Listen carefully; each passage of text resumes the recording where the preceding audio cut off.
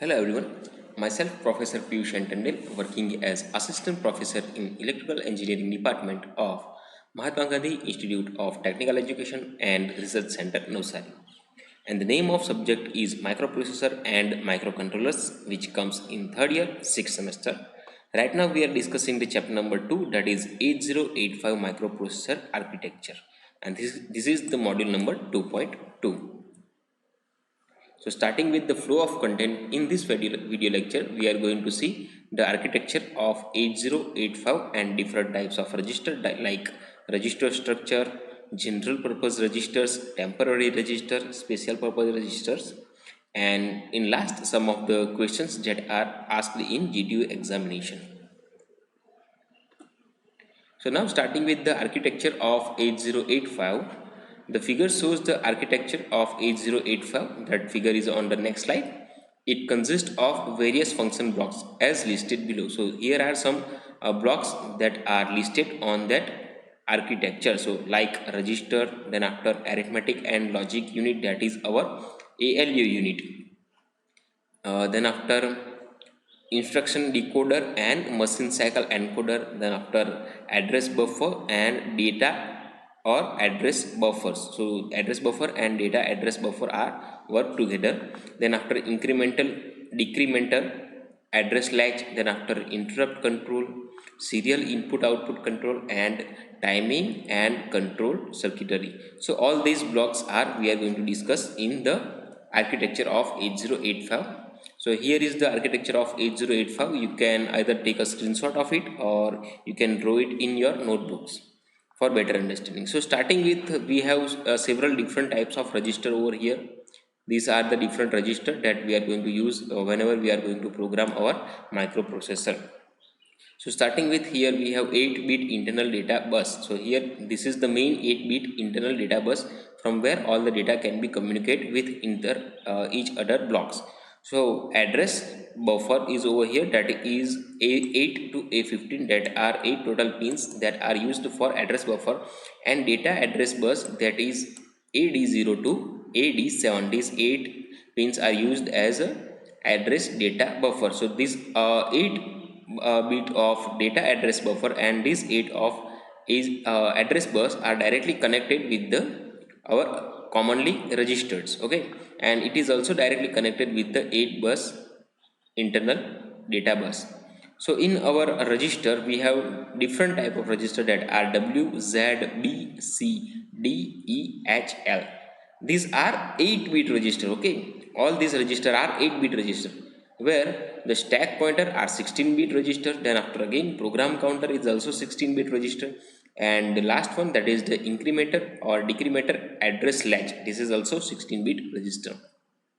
Now moving over here, we have accumulator that is connected to our ALU circuit. Then after temporary register, which is also connected with the ALU unit, and flag registers. So all these are interconnected with each other, and on the upper side we have interrupts that are total 6 number of interrupts that are like trap, that is TRAP. Then after RST 7.5, RST 6.5, and RST 5.5. Then after INTA and INTR, these all are our interrupts.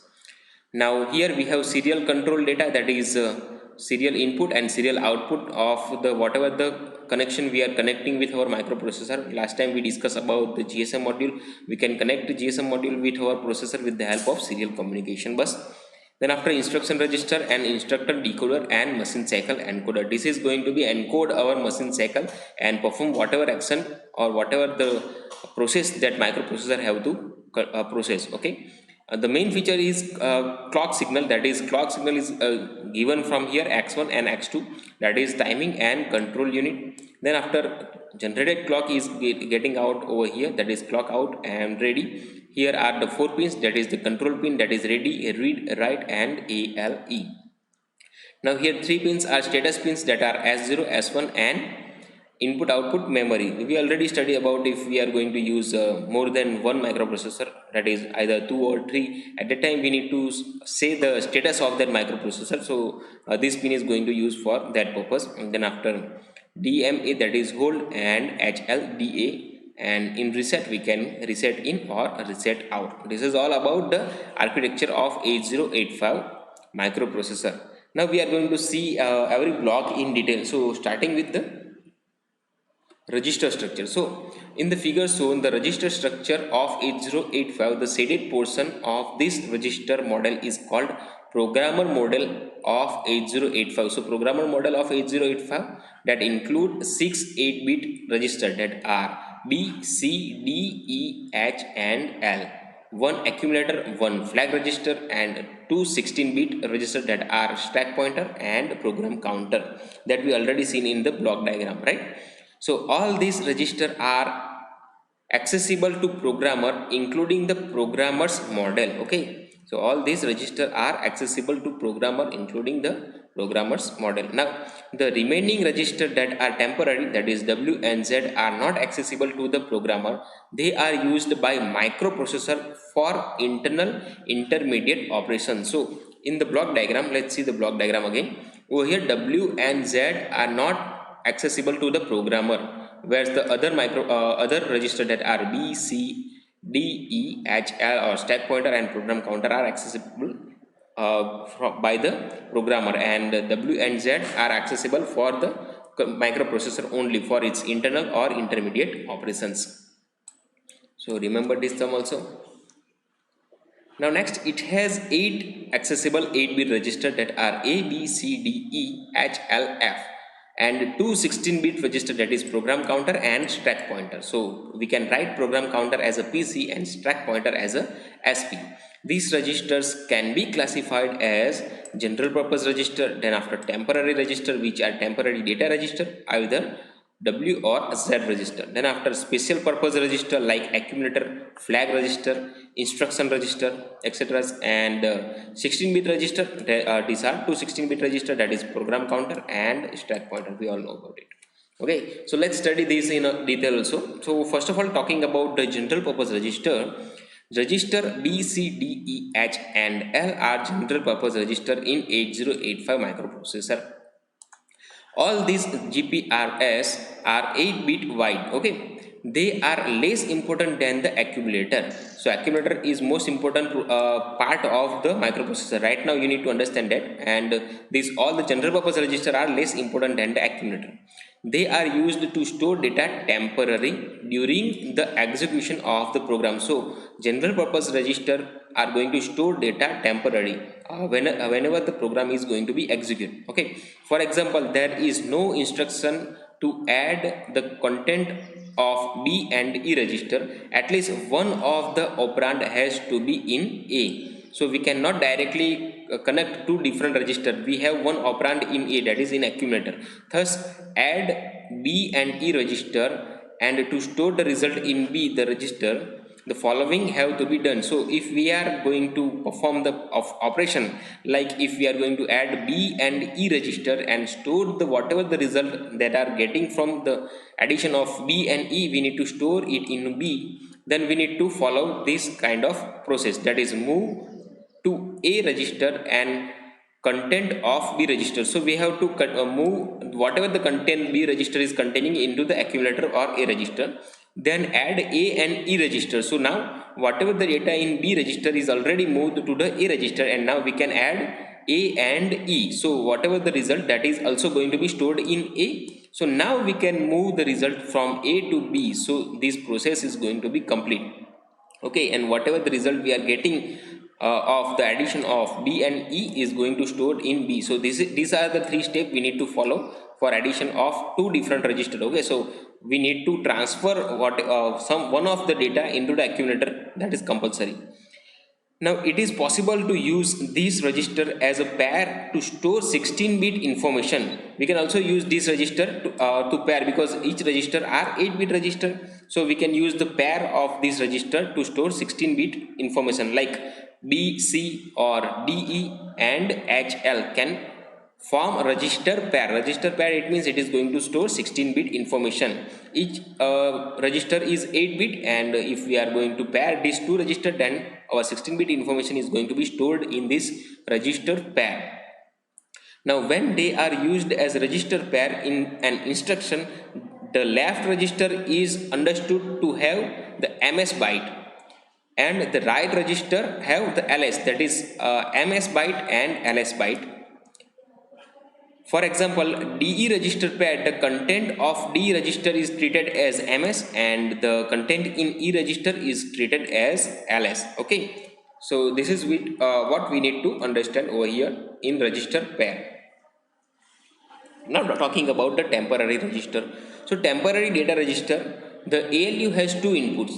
The input is supplied by the accumulator and the other from the temporary data register. Okay, we already taken one example of it. Okay, the programmer cannot access the temporary data register. However, it is internally used for execution of most of the arithmetic and logical units. So temporary data that is used in arithmetic and logic unit, we have control over our accumulator. Okay, now other that is talking about W and Z register, where W and Z register are temporary register. These registers are used to hold 8-bit data during the execution of some instruction. These registers are not available for programmers since 8085 architecture uses them internally, that we already know. It is going to use the internally or intermediate functions only. So W and Z are not accessible for the programmer.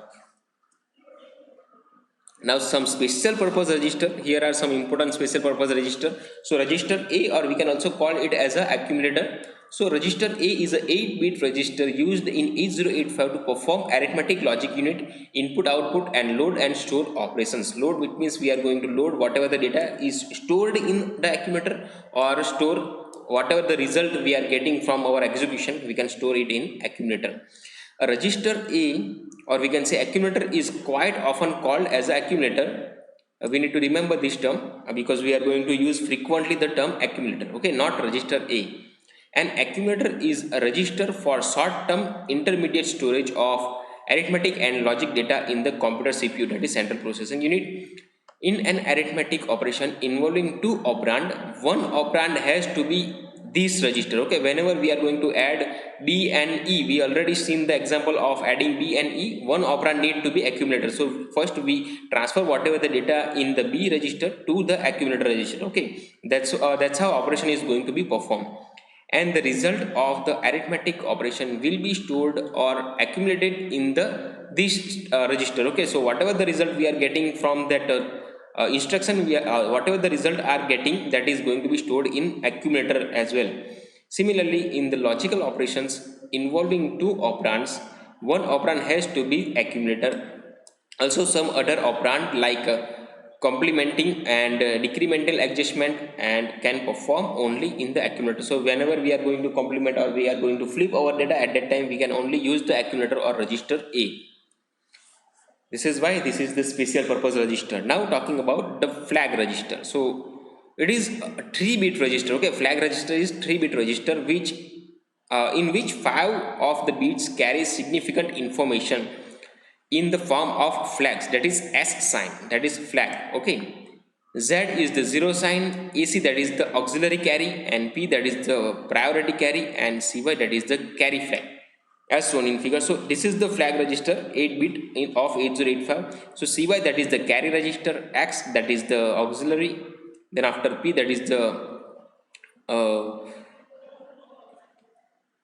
priority register, then after X that is means it is space accumulator, that is auxiliary AC that is auxiliary register, and over here S that is the sign register. Okay, and Z is 0 register. So this is the blank space, X, and X over here, and over here that is S that is sign register, Z that is 0 register, AC that is auxiliary carry, then after P that is priority register, and CY that is carry flag. Okay, so let's see what is the sign flag. Okay, sign flag after the execution of arithmetic or logical operation, if bit D7 is the sign register. Okay, D7 of the register is 1, the sign flag is set.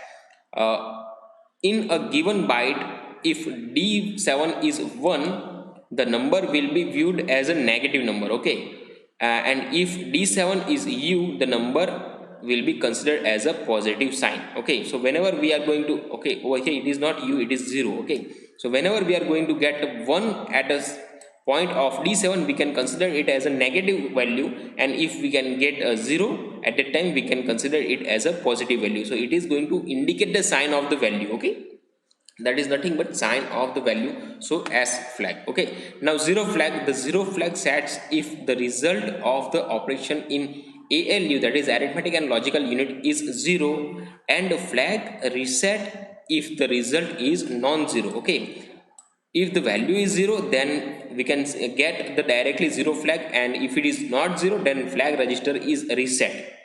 The 0 flag are also set if a certain register content becomes 0 following an incremental or decremental operation of that register. So whenever we are incrementing or decrementing, at that time we can also get a 0 flag register. Now next one, that is the auxiliary carry flag. This flag is set if there is an overflow out of 3 bits, that is carry from lower nibble to higher nibble. That is whenever we are following some type of execution, at that time we can perform it in the 4 bit, that is 4 bit over here, and 4 bit that is on lower nibble, and 4 bit on higher nibble. So 4 bit on lower nibble and 4 bit on higher nibble. At that time, whenever the carry is going from the lower nibble to lower nibble to higher nibble, at that time we are going to use this auxiliary carry flag. This flag is used for the BDC operation, and it is not available for the programmer. Now priority flag, that is priority is defined by the number of ones present in the accumulator. After arithmetic or logical operation, if the result has an even number evens of ones, that is even priority, the flag is set, and whenever it is odd, the flag is reset. That's it. Next one, that is the carry flag. This flag is set if there is an overflow of 7 bit. There is an overflow of 7 bit. Whenever there is overflow in 7 bit, at that time we can use the carry flag. The carry flag also serves as a borrow flag or for subtractor. So carry, we can call carry whenever we are adding, or we can also call as a borrow whenever we are going to subtract. Okay, so but we are going to use the term carry for borrow also. Okay, in both the examples shown in the figure. Okay, let's see this example. First of all, for the carry, we have two examples. First one, that is addition, and second one, that is subtraction. So let's study addition first of all. Here we have data 9BH, that is in hexadecimal. So we need to convert it in binary again, and plus 75. So also we are going to convert it in binary. So how we can write 9? So 9 is 1001, and how we are going to write B, that is 1011. If you have confusion in writing this number in binary, we can write it like 2 raised to 0, then after 2 raised to 1, then after 2 raised to 2, and 2 raised to 3. So what is the value of 2 raised to 0? That is 1. What is the value of 2 raised to 1? That is 2. What is the value of 2 raised to 2? That is 4. And what is the value of 2 raised to 3? That is 8. So right now 8 means 9. Sorry, 9 means 8 plus 1. So 9. So we can write 1 over here. That is 8. And 1. That is 1. And rest of it is 0. So we can write 1001. So 8 plus 1, that is 9. And if we are going to write B, what is the value of B? That is 9. Then after 10, that is A, and 11, that is our B.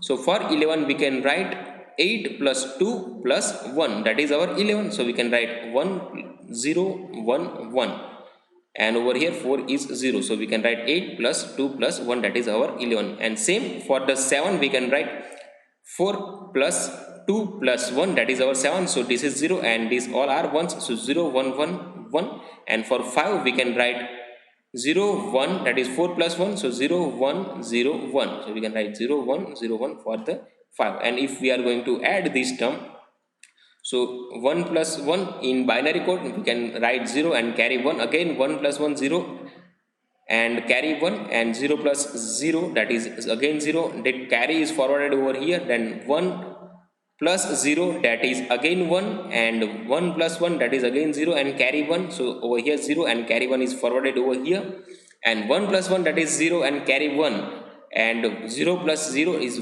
0, and that carry 1, that is forwarded over here. Okay, so here this is the lower nibble and this is the higher nibble. At that time we are forwarding our carry from lower nibble to higher nibble. Understand this point. At this time we are forwarding our carry from lower nibble to higher nibble. Now over here we have forwarded our carry 1, so 1 plus 1 that is 0 and carry 1, and 0 plus 1 that is again 1, so 1 over here and carry is over here, so 1 plus 0 that is 1, and 1 plus 1 that is 0 and carry 1, so 0 is over here, carry is over here 1. Then after 1 plus 0 that is again 0 1, then after 1 plus 1 that is again 0 and carry 1 that is forwarded over here, and 1 plus 1 that is again 0 and carry is 1 now, and 0 plus 0 again 0, so we have 1 carry over here, and this is our answer. So what is this value? This is over here, we can see all these are 0 and this is only 1, so this is 1 and this is 0, so tan h, and carry that is 1.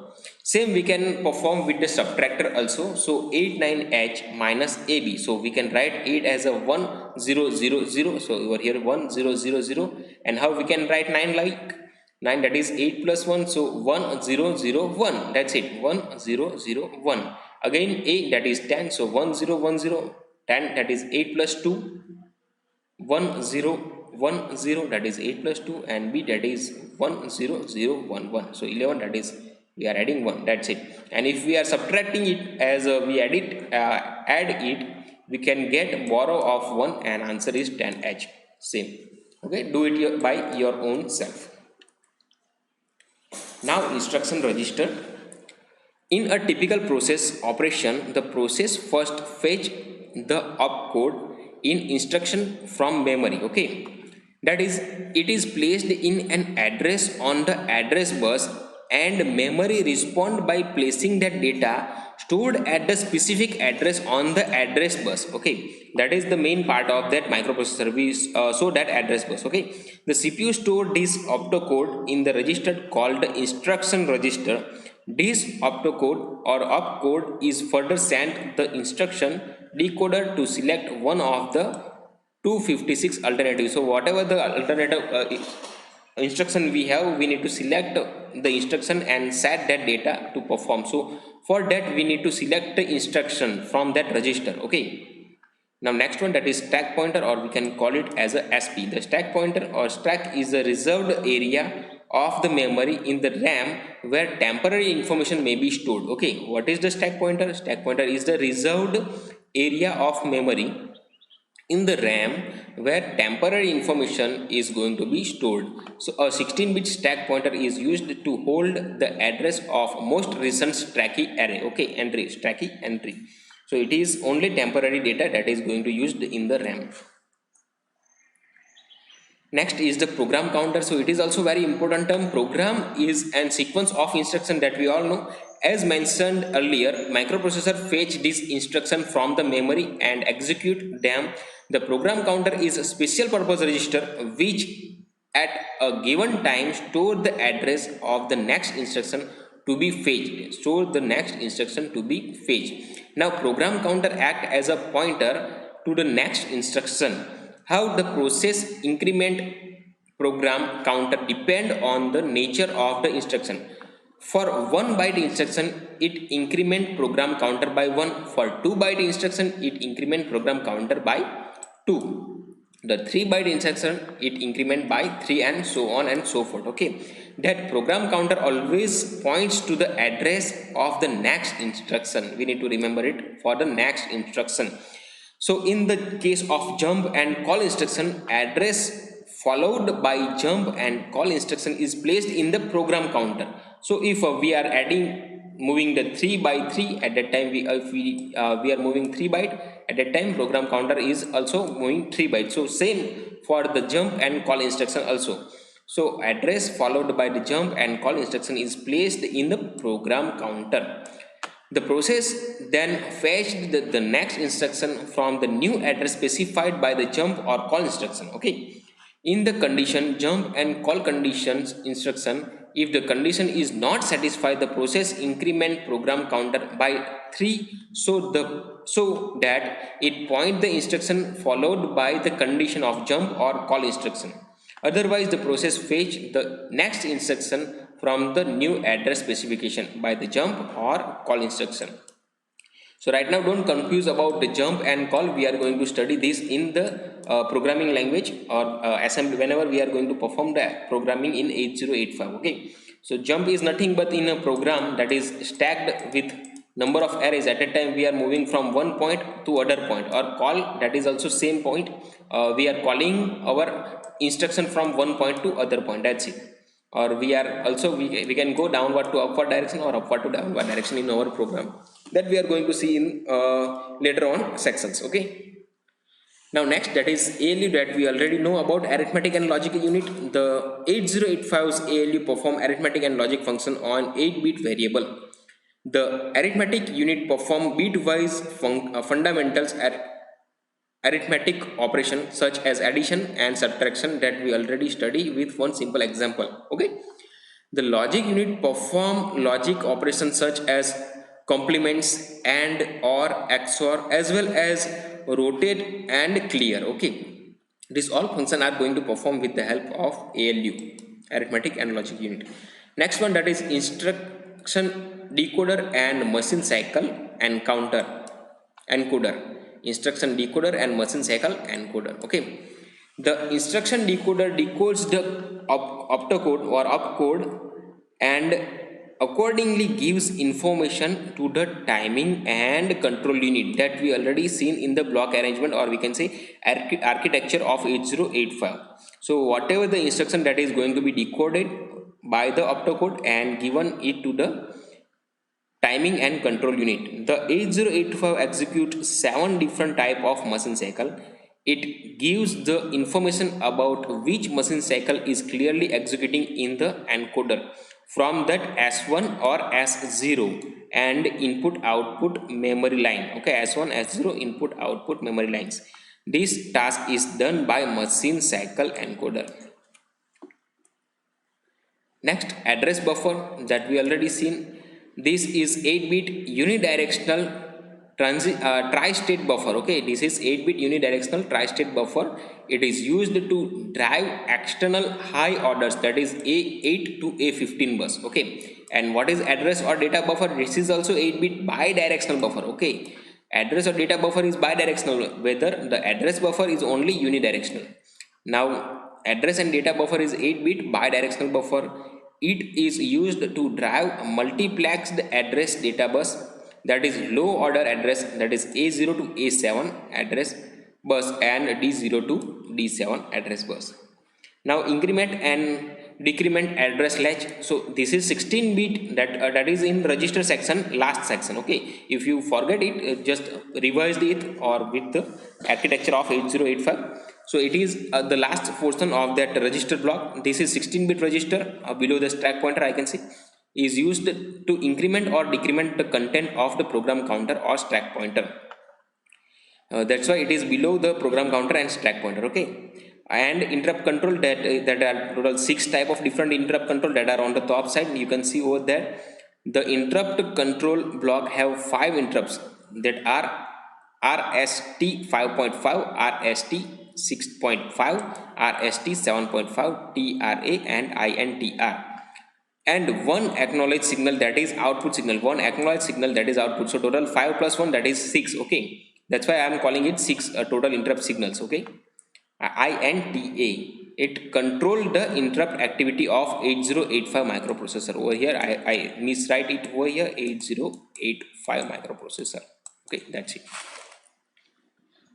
Now talking about the serial input output control, the 8085 serial input output control provide 2 lines, that is SOD, serial input output, and serial output and serial input drives. Okay, for serial communication, we can communicate our microprocessor with the serial communication. The serial output data, that is SOD, and line used to send data serially, and serially input data, that is SID, that used to receive data serially. Okay, now timing and control unit, that is timing and control circuitry also we can call it. The control circuitry in the 8085 is responsible for all the operations. So operations are going to perform on the control of this timing control. Okay, the control circuitry and hence the operation of 8085 are synchronized with the help of O clock signals, or we can say 0 clock signals, along with the control and fetch and decoding operations and generating approaching signals for instruction execution. Whenever we are going to execute any kind of instruction, it requires time, and that time is going to provide by timing and control unit. Okay, control circuitry also generates signal required to interface external device to the processor of 8085. So whenever we are connecting our 8085 microprocessor with any external device, at that time also control signal gives some amount of required generating signals. That is the function of control circuitry. Next, instruction execution and data flow in 8085. In order to execute program, the starting address of the program is loaded into the program counter. First of all, program counter. Next, the 8085 sends the counters of program counter as an address on that address bus and activates RD, that is read control signals. Okay, activates RD, that is read control signal. Next, upon the receiving address and read signal, memory put the content of addressed memory location on the data bus, which is an opcode of the instruction must.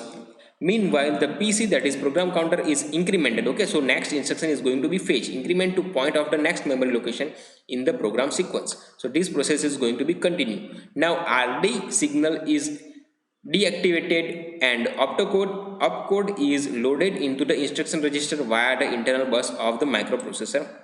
And next, that is the last point of the instruction decoding unit, decode the instruction and provide information to the timing and control unit to generate necessary signal of instruction that need to be executed.